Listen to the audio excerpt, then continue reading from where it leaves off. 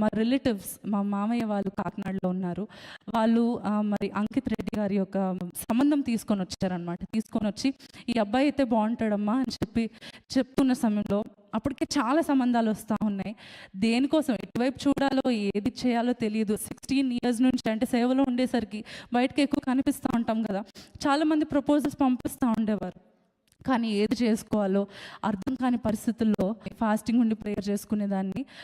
చేసుకుంటూ అంటే రోజు ఒక టైం పెట్టుకొని ఫాస్టింగ్ ఉండి ప్రేయర్ చేసుకునేదాన్ని. దేవా, నా జీవితంలోనికి నువ్వు ఎవరిని పంపిస్తావో వారి ద్వారా నేను సేవ తగ్గించకూడదు, కానీ ఇంకా ఎక్కువగా నేను వాడబడాలి, కలిసి మేము వాడబడాలి.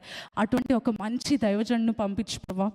నేను ఆ సేవ ఆగిపోకూడదు, లేకపోతే ఒక మామూలుగా స్టేగ్నెంట్గానో లేకపోతే పేరు కోసం సేవ చేసేవారుగానో కాకుండా నాకు ఒక మంచి హస్బెండ్ని పంపించు అని చెప్పి ప్రార్థిస్తున్న సమయంలో ఈ యొక్క సంబంధం వచ్చిందండి.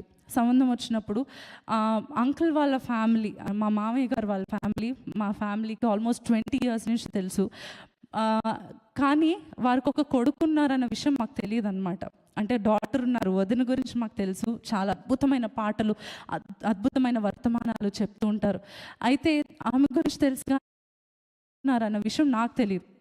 కొన్ని రోజులకు ఇది వచ్చిన తర్వాత నేను కొన్ని పిక్చర్స్, ఎవరు అసలు వీళ్ళ అబ్బాయి, ఓకే వీళ్ళ అబ్బాయి అని చెప్పి ఇన్స్టాగ్రామ్ అంతా చూస్తూ ఉన్న సమయంలో చూడ్డానికి అంతా బాగానే ఉన్నారు, కానీ పాష్గా ఉంటారేమో, సేవ మీద ఇంట్రెస్ట్ ఉండదేమో, ఈ ఫోటోగ్రఫీ పిచ్ ఉన్నట్టుంది, సేవ మీద ఏం ఇంట్రెస్ట్ ఉంటుంది అని చెప్పి నేను అనుకుంటూ, నేను అంటే ఫోటోగ్రఫీ మీద ఇష్టం, చాలా ఇష్టం ఉన్నట్టు అనిపిస్తున్నారు, ఏముంటుంది సేవ మీద ఇష్టం అని చెప్పి మమ్మీతో మాట్లాడుతూ వచ్చాను అనమాట. మమ్మీ నీకు తెలుసా అంటే, నేను ఒకసారి పోస్టర్లో చూశాను నాన్న, అంతే తప్ప అబ్బాయివి ఏం తెలీదు. కొన్ని వాక్యాలు డాడీ అప్పుడప్పుడు విన్నారు. అయితే నేను ఎంత స్ట్రిక్ట్ ఫాస్టింగ్ చేశానంటే ఆల్మోస్ట్ 1 వీక్ ఓన్లీ వాటర్ తాగాను. ఓన్లీ వాటర్తో ఫాస్టింగ్ ఉండి, ప్రవ్వా ఎట్టి పరిస్థితుల్లో నేను తప్పడుగు వేయకూడదు, చూడ్డానికి బాగున్నారని, ఆల్రెడీ సేవలో ఉన్నారు కాబట్టి నేను చేసుకోకూడదు, కానీ నా కోసం నువ్వు నియమిస్తేనే నేను చేసుకోవాలి, నాకు స్పష్టంగా నీ వాక్యం ద్వారా నాతో మాట్లాడని చెప్పి వారం రోజులు నేను ఫాస్టింగ్ ఉండి కన్నీటితో దేవుని పాదాల చెంత ఇంతవరకు మనుషులు నన్ను తృణీకరించారు, అందరూ నన్ను గాయపరిచారు. ఆ బాధ అంతా నాకు ఒక కలగా మిగిలిపోవాలి తప్ప అది నన్ను ఇంకా గాయంలో ఉంచేయకూడదు. అంత మంచి వారిని నా కోసం పంపించు ప్రభా, అంత మంచి సేవకుని పంపించయ్యా అని చెప్పి వీరి కోసం ప్రేయర్ చేయట్లేదు. అయితే లాస్ట్ డే మరలా మాకు తెలిసిన వారి ద్వారా వచ్చిన మాటతో మరలా వీళ్ళదే సంబంధం తీసుకొని వచ్చారు వేరే వాళ్ళు. అయితే జస్ట్ సజెషన్ లాగా వాళ్ళు అడిగారని కాదండి, వారు ఏమని చెప్పారంటే పలానా అబ్బాయి ఉన్నాడు మీకు బాగుంటుందేమో అని చెప్పి చెప్తా వచ్చారు. వచ్చినప్పుడు మరి చాలా ఎక్కువగా ప్రార్థించి ఇంక లాస్ట్ డే నేను వాక్యం తీసి చాలా నీరసం వచ్చేస్తుంది, తల తిరిగిపోతా ఉందన్నమాట. అయినా సరే ప్రభా వాక్యం ఇచ్చే, ఏదో ఒకటి దీని గురించి ఫినిష్ చేసేద్దాం, ఏదో ఒకటి అంటే ఏదో ఒకటి మంచిది అయితే కనుక ముందుకు వెళ్ళిపోవచ్చు, లేదంటే ఇక్కడితోనే ఆపేయాలి, ఏది సాగదీయకూడదు కదా అని చెప్పేసి నేను వాక్యం తీసుకుంటున్నప్పుడు జస్ట్ బైబిల్ ఓపెన్ చేశానండి, మోకరించాను, బెడ్ పైన బైబిల్ ఉంది, ఇలా ఓపెన్ చేసి ఐస్ బ్లర్ అయిపోతున్నాయి అనమాట, కళ్ళు తిరిగిపోయి. అయినా సరే I was trying to read. ఎలా అంటే ఒక ఫోకస్ రిలీజ్ అయినట్టు ఈ వాక్యం పైన నా కళ్ళు పడ్డాయి. ఏమనంటే go with them for I have sent them to you, they have come from మీ అనే వాక్యం నాకు వచ్చిందండి. వచ్చినప్పుడు నేను అనుకున్నాను, సరే ప్రభా నువ్వు మాట్లాడితే కనుక శ్రేష్టమైన దాన్నే నువ్వు ఇస్తావు, నా తల్లిదండ్రులకు మాకు అందరికీ పీస్ ఉంది కాబట్టి నీకు ఇష్టమైతే దీని గురించి ముందుకు వెళ్తామని చెప్పి డాడీ దగ్గరికి వెళ్ళి వాక్యం చెప్పినప్పుడు డాడీ మామూలుగా అయితే నా విషయంలో చాలా ఎక్కువ ఆలోచిస్తారు కదండి, కూతురు విషయంలో అంటే, కూతురు పెళ్ళి అంటే చాలా ఎక్కువగా ఆలోచిస్తారు కదా. డాడీ వెంటనే సరే అడిగేద్దాం అన్నారు.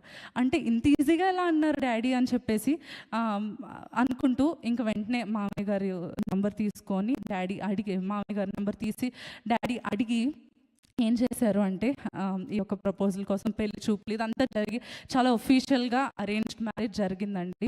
మరి లైవ్లో వీక్షిస్తున్న వారికి ఇక్కడ వారందరికీ కూడా చెప్తున్నాను, దేవుని యొక్క కృప చేత మరి నేను ప్రార్థించిన దానికి అడుగు వాటి కంటేను ఊహించు వాటి కంటేను అత్యధికంగా దయచేవాడు మరి మా హస్బెండ్ అంకిత్ గారిని దేవుడు నాకు దయచేశాడు. వారి యొక్క కుటుంబం ఎంతగా నన్ను ప్రేమించే కుటుంబం అంటే, సేవలో ఎంతగా నన్ను ప్రోత్సహించే కుటుంబం అంటే, ఇంకా పరిచయం నాకు ఎక్కువగా అత్తమ్మతో లేనప్పుడు నేను అనుకునేదాన్ని ఏ మీటింగ్కి వెళ్ళాలన్నా సరే పర్మిషన్ అడిగి స్ట్రిక్ట్గా ఉంటారేమో అని, కానీ ఎంతగా నన్ను ప్రోత్సహిస్తారు అత్తమ్మ మామయ్య అంటే అమ్మ నెక్స్ట్ డే మీటింగ్ మేమే నీ కోసం అరేంజ్ చేపిస్తాము. ఎక్కడికి వెళ్తారు నాన్న, నువ్వు ఎక్కువ వాడబడు తల్లి, ఎక్కువ ప్రార్థన చేసుకో, ఇద్దరు ప్రార్థన చేసుకోండి. ఇలా స్టేజ్ మీదకి వచ్చే ముందు కూడా ఎంతో ప్రేమగా నాకు టెక్స్ట్ పెట్టారంటే, ఇప్పుడు వాళ్ళకి ఆల్రెడీ లేట్ నైట్ అయిపోయింది, కానీ ఎంతో ప్రేమతో పెట్టారంటే, తల్లి చక్కగా వాడబడండి, ప్రేయర్ చేసుకొని వెళ్ళమ్మా, చక్కగా my beautiful doll and my handsome prince ఇద్దరు వెళ్ళి వాడబడండి దేవుని కోసం, షైన్ ఫర్ జీసస్ అని చెప్పి